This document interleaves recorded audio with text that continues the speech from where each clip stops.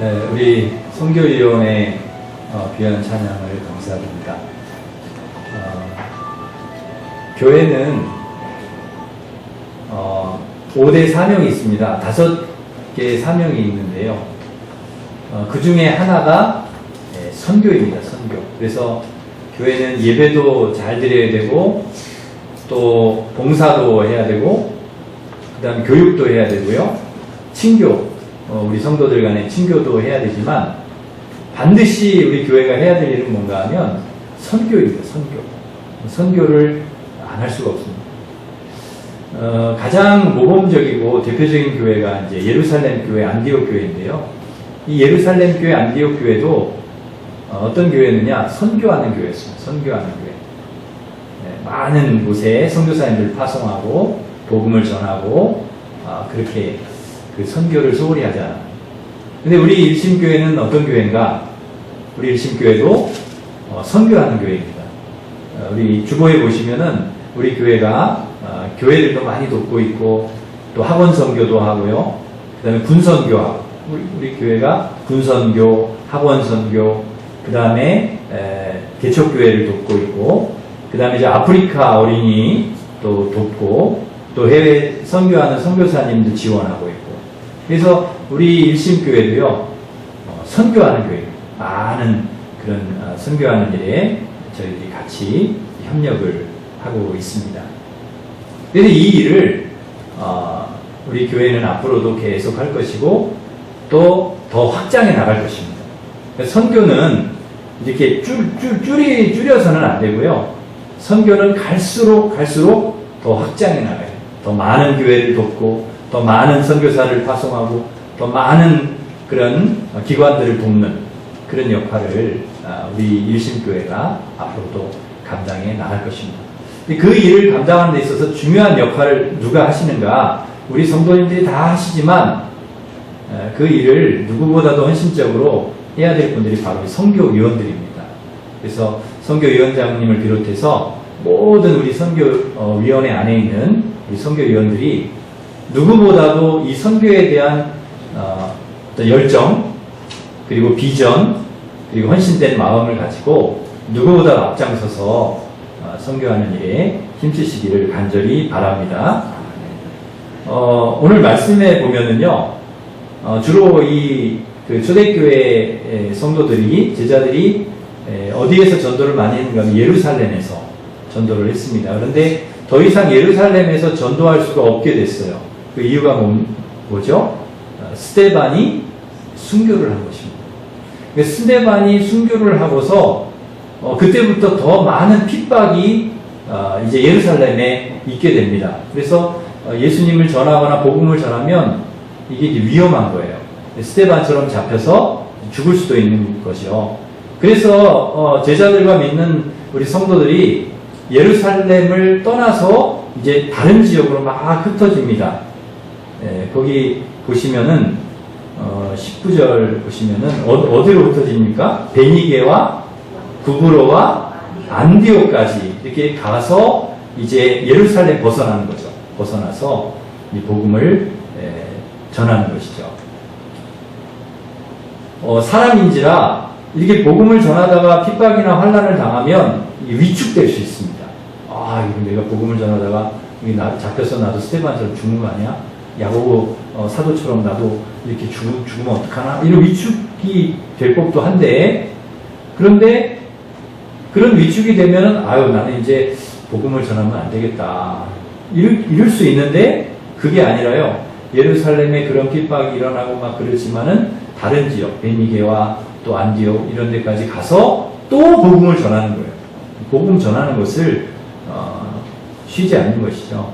개의치 않고 흩어진 곳에 또 복음을. 예루살렘에 있을 때나 멀리 흩어졌을 때나 여전히 복음을 전하는. 그러니까 이 제자들은요, 이 초대교회 성도들은 핍박이 오든 평안하든 어려움이 없든 그냥 이 복음 전하는 게 이게 이제 사명이에요, 사명. 그래서 상황이 어떻게든 그 상관없이 그냥 이제 복음을 전하는 일에 헌신하는 거예요.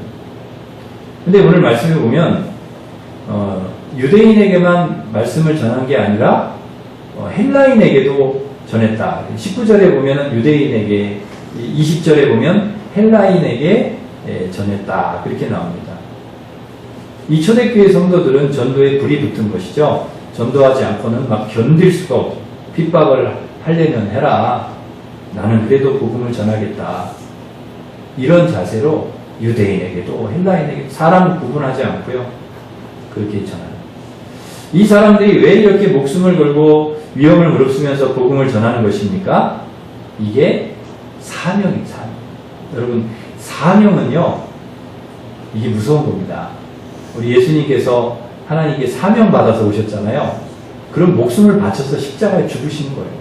사명이라. 그런 열정과 그런 그 뜨거운 마음이 있는 거예요.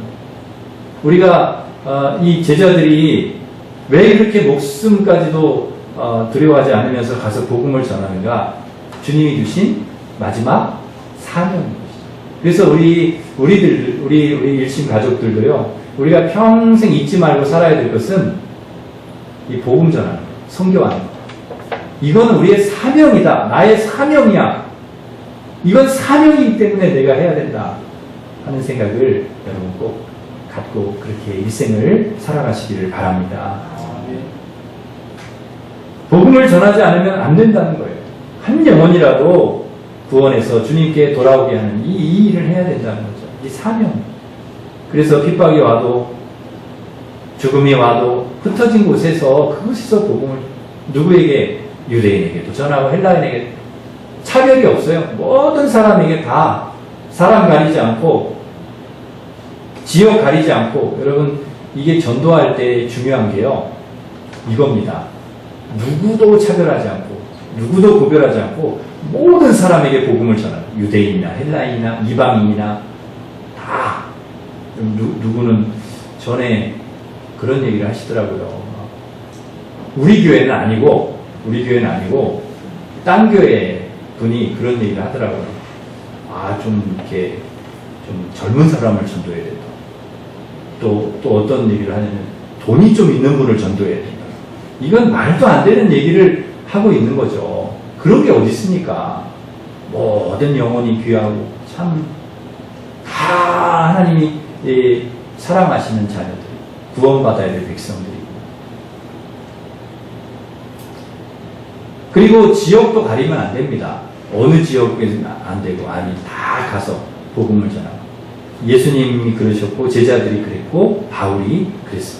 어느 누구에게나 어느 지역에나 가가지고 가까운 곳도 전도하지만 먼 곳도 하는 거예요. 여러분, 예루살렘 안에서도 해야 되지만 유대인들에게도 해야 되지만 저 멀리 흩어져가지고 저 다른 지역으로 안디옥으로 가고 막 베니게로 가고 막 멀리 가가지고 갈라디아도 가고 그 다음에 저 부아디라도 가고 또 이쪽에 빌립보도 가고 고린도도 가고 막 흩어져가지고 복음을 전하는 것입니다.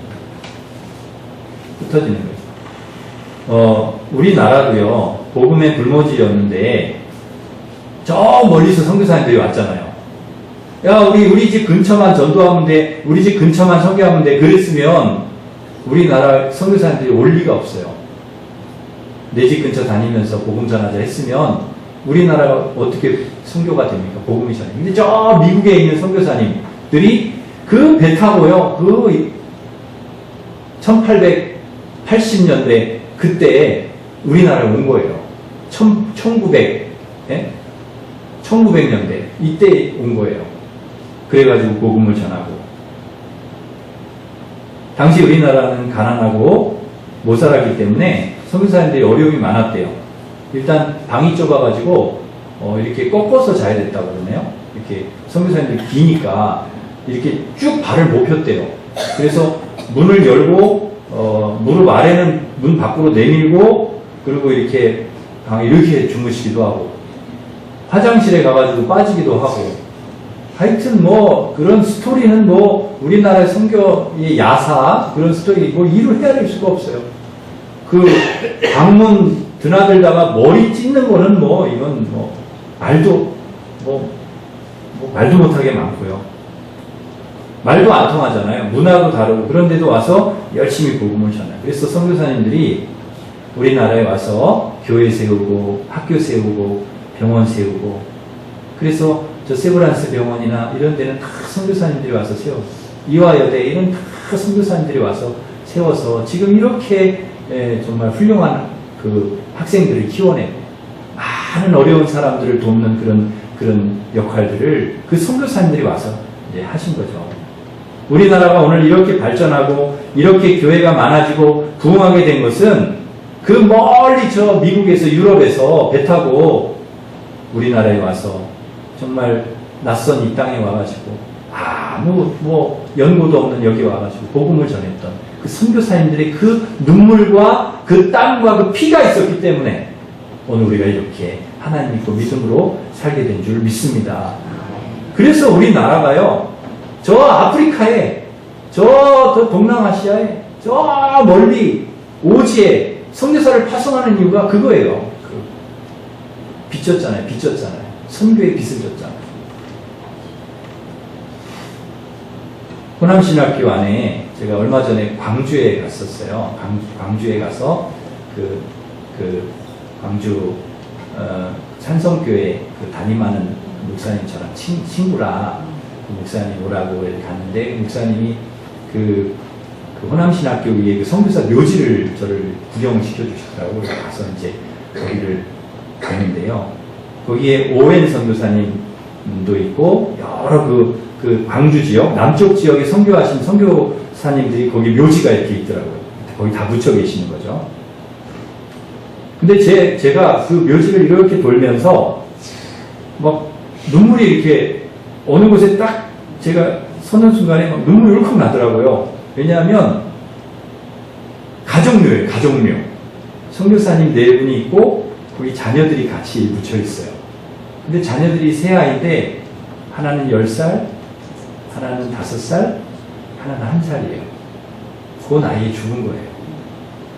그 나이에. 그 아이들을 여기 데리고 와서 그 아이들이 풍토병으로 우리나라에 이게 맞지가 않으니까 그냥 앓다가 아프다가 그리고 세상을 떠난 거예요. 그 아이들이 그대로 그 부모님과 같이 그 묘지에 묻혀 있어요. 심지어는 되게 놀라운 것은요. 이렇게 보는데 몇 년부터 몇 년까지 써 있는데 몇 년에 태어나서 몇 년에 돌아가시다 이렇게 써 있잖아요. 묘기에 3일이더라고요. 3일 만에 아이가 태어나자마자 세상을 뜬 거예요. 그런 희생과 그런 아픔을 감수하면서 이 선교사님들이 왜 여기 와서 우리나라에 와서 복음을 전했는가. 제가 막 가슴이 막 거기 서서 찡하더라고요. 선교사님들이 고국으로 돌아갈 생각 안 하고 그런 어려움이 오면 아이들이 막 아프고 아이들이 막 죽고 그러면 아이고 돌아가야 되겠다 그런 생각을 왜 안 하겠어요? 근데 끝까지 고국에 돌아가지 않고 그분들이요 여기 묻히는 거예요. 우리나라에 묻히는 거예요. 나 여기에 내 뼈를 묻겠다는 거예요. 그분들이 선교하러 우리나라 올 때는 어떤 마음을 가지고 오느냐, 다시는 안 돌아간다는 거예요. 여기 와서 복음을 전하다가 여기에 선교하다가 여기 우리 가족이 여기에 다 뼈를 묻겠다. 그리고 와서 그렇게 하신 거예요. 우리랑 전혀 낯도 없는 분들, 알지도 못하는 분들이 그렇게 와서 그분들의 그 헌신과 희생이 있었기에 오늘 우리가 있는 것이죠. 우리가 이렇게 복음의 빛을 참 많이 졌다 하는 생각을 합니다. 한국교회 이렇게 성장하고 부흥한 것이 그냥 이루어진 일이 아닌 거죠. 그 선교사님들의 희생과 헌신이 있었기 때문에 이게 가능해요. 그래서 우리는요, 이런 이 복음의 빛을 너무 많이 우리나라가 줬기 때문에 이걸 갚아야 한다. 갚아야 됩니다. 우리 일심교회도 이 빛 갚는 일을 해야 돼요. 복음의 빛을 갚는 거죠. 선교하는 일은 복음의 빛을 갚는 일. 감사한 것은 우리 한국교회가 미국 다음으로 전 세계 선교사를 가장 많이 파송하고 있다고 그래요. 그러니까 이 나라 규모로 보면 우리나라가 월등하게 많이 선교사를 파송하는 나라예요. 이 인구 비율로 보면. 빚을 많이 우리가 그만큼 졌기 때문에 그것을 갚는 것이죠. 바라기는 이 선교사님들의 희생과 헌신이 정말 미랄이 되어서 저 아프리카, 우리나라에 정말 열매가 맺어졌던 것처럼 저 아프리카, 중동, 아시아, 남미, 그리고 저 오지까지 이 복음의 씨앗이 떨어져서 많은 열매가 맺혀지기를 간절히 바랍니다. 이미도 그런 역사가 그 세계 곳곳에 일어나고 있고 앞으로 그렇게 그 선교의 열매가 풍성히 열리게 될 줄 믿습니다. 이 일에 우리 교회가 함께 동참을 해야 되고 이 일에 우리가 해야 된다는 거죠. 헌신해야 되고 이 일에 우리 선교위원들이 앞장서고 누구보다 열정을 가지고 해야 될 일이다.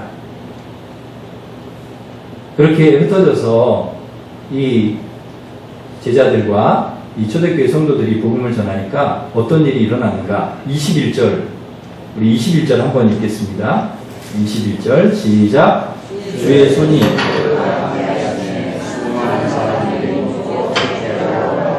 예, 막 제자들이 흩어져가지고요, 막 여기저기 사방에 막 복음을 막 전하니까 어떤 일이 일어나요?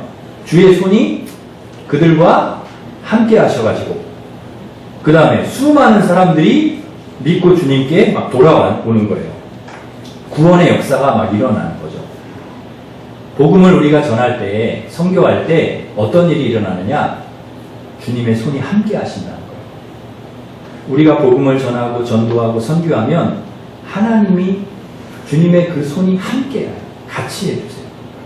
복음을 전하는 사람에게 주님의 손이 함께 하시고요, 복음을 전하는 교회에 주님의 손이 함께 하시는 줄 믿습니다.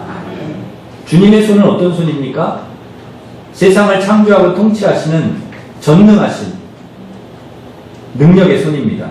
세상 어떤 손과 비교할 수 없는 기적의 손, 능력의 손입니다. 그 주님의 손이 함께 한다는 것입니다.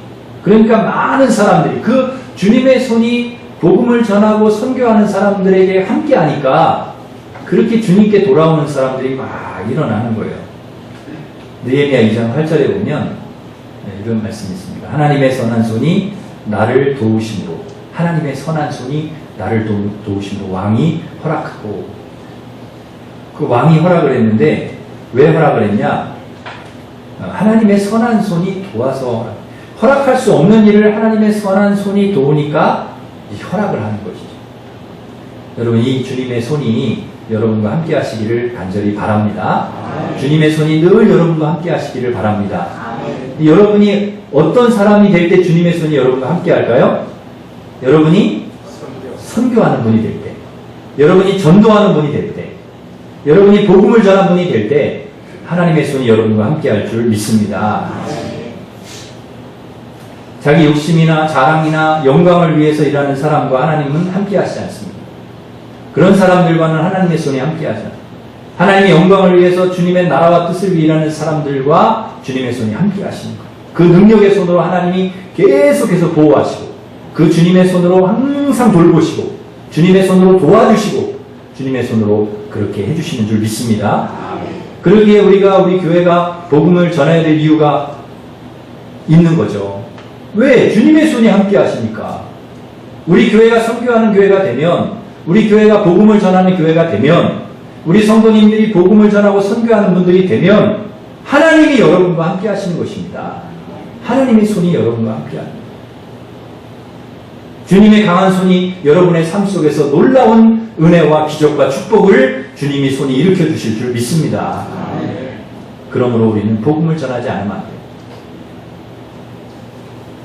복음을 전하지 않으면 주님의 손으로 행하는 선한 역사를 우리가 맛볼 수가 없습니다.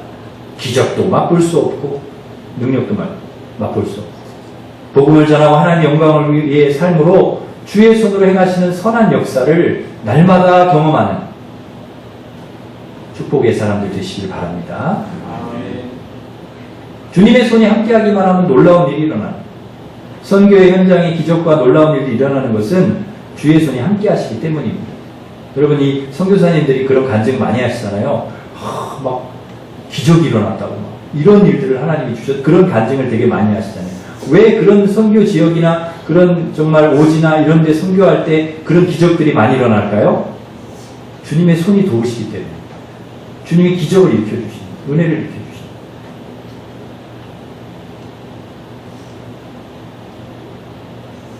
주님의 손이 여러분과 함께 하시기를 간절히 바랍니다. 주님의 손이 역사하니까 수많은 사람들이 믿고 주님께 돌아왔습니다. 주님의 손이 역사하면 부흥이 일어나는 것입니다. 많은 사람들이 주님께 돌아옵니다. 지금 한국교회가 침체되어 있잖아요. 우리 한국교회가 많이 이렇게 다운이 되어 있고 침체되어 있고 부흥이 멈췄다고 그러고 막 그런 이야기들을 많이 합니다. 막 그냥 많은 사람들이 이렇게 떨어져 나가고 막 그런 이야기들을 많이 해요. 왜 그런가?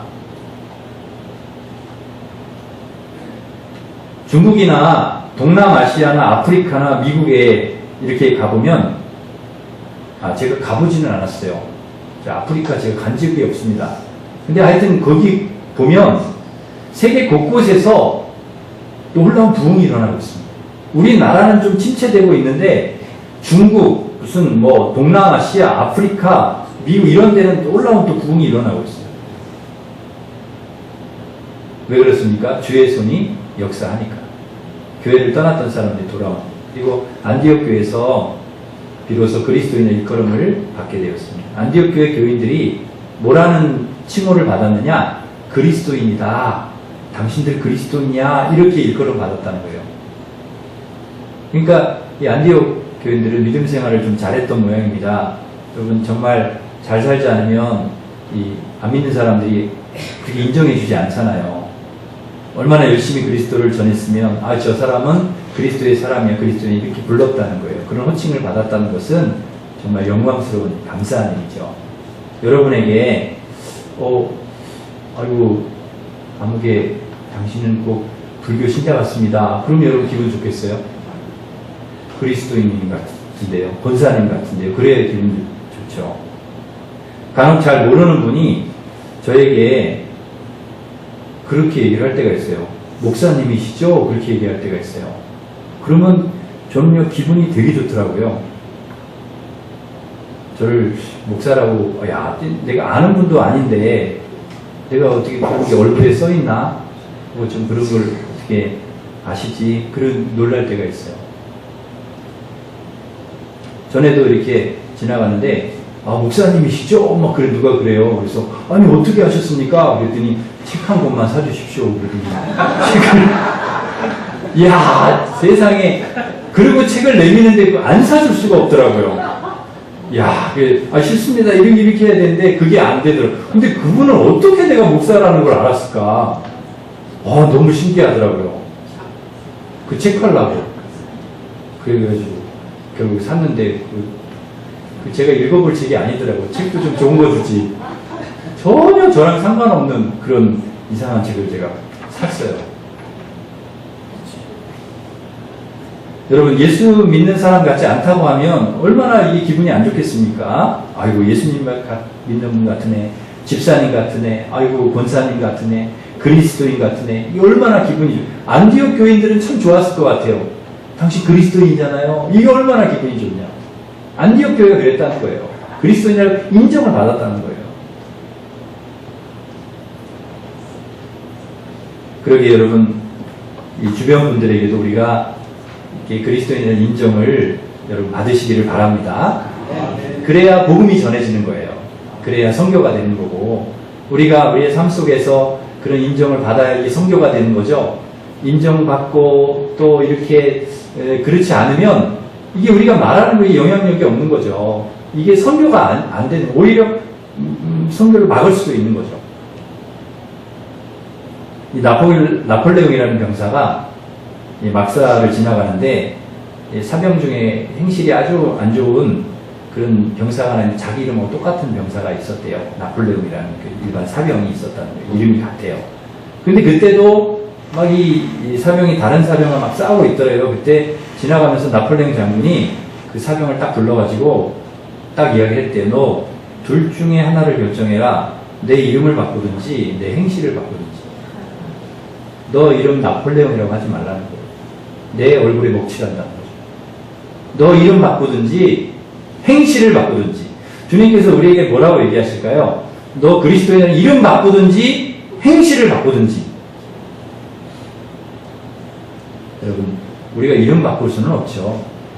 우리의 삶을 그리스도인다운 삶을 살아감으로 여러분의 삶이 선교의 삶이 되시기를 간절히 바랍니다. 우리가 어떤 직접 전도, 말로 전도하는 것도 선교지만 삶도 전도잖아요. 삶도. 그래서 그리스도인으로 우리가 살아가야 할 줄 믿습니다. 인정받아야 될 줄 믿습니다. 마지막으로 우리가 주목할 사람이 하나 있는데요. 오늘 말씀에 바나바라는 사람이 나와요. 이 바나바라는 사람.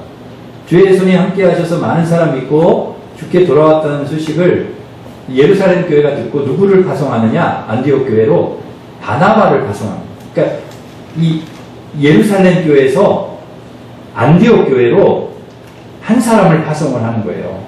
그 사람이 누군가 하면 바나바. 24절에 보면 이 바나바가 누구냐?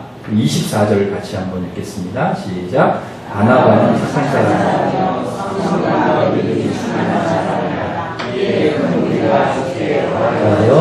기도라. 아멘. 이 바나바는 어떤 사람이냐? 착한 사람이고요. 성령과 믿음이 충만한 사람이었습니다. 근데 그 사람이 예루살렘 교회에 그 한 사람이 딱 왔는데 그 사람으로 인해서 막 큰 무리가 죽게 더해졌다는 거예요. 부흥이 일어난다는 거예요. 그리고 사울을 데려다가 안디옥에서 많은 무리를 가르쳤는데 거기서 비로소 그리스도인이라 일컬음 받게 되었다는 거예요. 그러니까 이 그리스도인이라고 하는 일컬음을 받게 되었는 데에는 또 큰 무리가 이렇게 많아지고 부흥된 데는 누구의 역할이 크냐? 바나바의 역할이 결정적이었다는 거죠. 도대체 바나바가 누구이기에 이 한 사람의 영향이 이렇게 큰가? 바나바는 착한 사람이고요. 성령과 믿음이 충만한 사람이었다.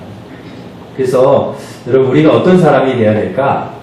여러분 바나바 같은 사람 되시기를 바랍니다. 네. 바나바 같은 사람은 어떤 사람이에요? 네, 착한 사람. 네. 여러분 어떻게 착하시죠? 네. 어떻게 좀 착하세요? 여러분? 네. 갑자기 막 웃으시네요. 착해야 된다는 거예요. 예, 우리가 어떤 사람이 되어야 되나 바나바를 통해서 알 수가 있습니다. 여러분 바나바처럼 사나운 사람이 아니라 착한 사람이 되라는 것입니다. 그래서 여러분 우리가 그리스도인 그러면 이렇게 뭐가 연결이 되냐면 저 사람 착해, 저 사람 참 선해, 이게 좀 연결이 돼야 된다는 거죠. 저 사람 되게 싸나워. 저 사람 되게 신경질이 많아. 저 사람 엄청나. 이게 안 되는 거죠. 네. 근데 우리 일신교회 교인들은요, 싸나운 분이 없는 것 같아. 내가 보면요. 다 착하신 것 같아요. 아멘은 안 하십니까? 아멘 하는 분만 착하시고. 네. 착해야 되는 거죠. 신앙생활 하는데 막 갈수록 싸나워져. 막 갈수록 신앙생활 하는데 막 그냥 막 호랑이가 돼버려요. 싸나워져. 갈수록 안 착해져. 신앙생활 하면 할수록 그러면은 이게 좀 안 되는 거죠. 잘못된 거죠. 그래서 신앙생활을 우리가 하면 할수록 사람이 선해지고 착해지고 온유해지고 겸손해지고 여러분 그렇게 되어야 되는 줄 믿습니다. 예수 믿는데 그렇게 되지 않을 수가 없어요. 예수님 믿는데 예수님의 마음을 우리가 품고 예수님 성품을 우리가 받는데 끊임없이 우리가 말씀을 듣고 그렇게 되는데 우리가 어떻게 싸나워질 수가 없어요. 근데 운전할 때는 저도 조금 그렇게 싸나워지더라고요. 그걸 좀 제가 고쳐야 돼요. 운전할 때는 막 끼어들고 그러면 막 저도 막 같이 그때는 조심해야 돼요. 전에 막 가다가 제가 좀 껴들었더니 제 옆에 와가지고요 얼마나 저한테 욕을 하는지 막 욕을 하는데 세상에 제가 그 사람 욕을 듣고서 머리가 더 빠진 것 같아요. 얼마나 욕을 하는지요. 정말 같이 싸우고 싶었는데 그러면 맞을 것 같더라고요. 워낙 세게 생겨가지고. 그래서 하여튼 운전을 하든 안 하든 뭘 하든 하여튼 착해야 돼. 여러분 양보하세요. 양보 안 하시려고요? 그냥 양보하세요. 그냥 양보하시고